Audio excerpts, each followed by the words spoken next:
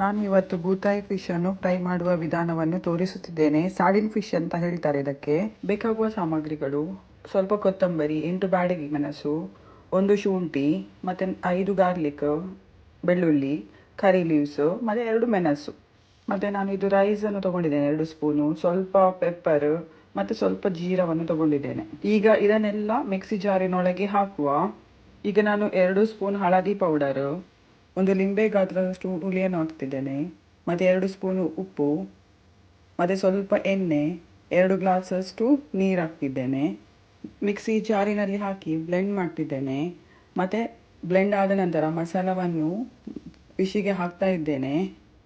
ನೋಡಿ, ಈ ಮಸಾಲೆ ಎಲ್ಲ ಹಾಕಿ ಆದ ನಂತರ ಪ್ಯಾನನ್ನು ತೊಗೊಂಡಿದ್ದೇನೆ, ಬಿಸಿ ಆಗಲಿಕ್ಕೆ ಇಟ್ಟಿದ್ದೆ. ಮತ್ತು ಸ್ವಲ್ಪ ಎಣ್ಣೆ ಹಾಕಿದೆ, ಸ್ವಲ್ಪ ಕರಿ ಲೀವ್ಸ್ ಹಾಕಿದೆ. ಮತ್ತು ಒಳ್ಳೆ ಬಿಸಿ ಆದ ನಂತರ ಮೀನನ್ನು ಹಾಕ್ತಿದ್ದೇನೆ. ಮೀನು ಒಳ್ಳೆ ಫ್ರೈ ಆಗ್ತಾ ಉಂಟು. ಇನ್ನೊಂದು ಸೈಡ್ ಸಹ ಒಳ್ಳೆ ಫ್ರೈ ಆಗಲಿ. ನೋಡಿ, ಈಗ ಮೀನು ರೆಡಿ ಆಯಿತು.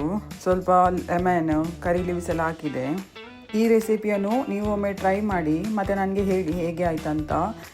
ನನ್ನ ಚಾನಲನ್ನು ಸಬ್ಸ್ಕ್ರೈಬ್ ಮಾಡಿ, ಲೈಕ್, ಕಮೆಂಟ್, ಶೇರ್ ಮಾಡಿ. Thank you.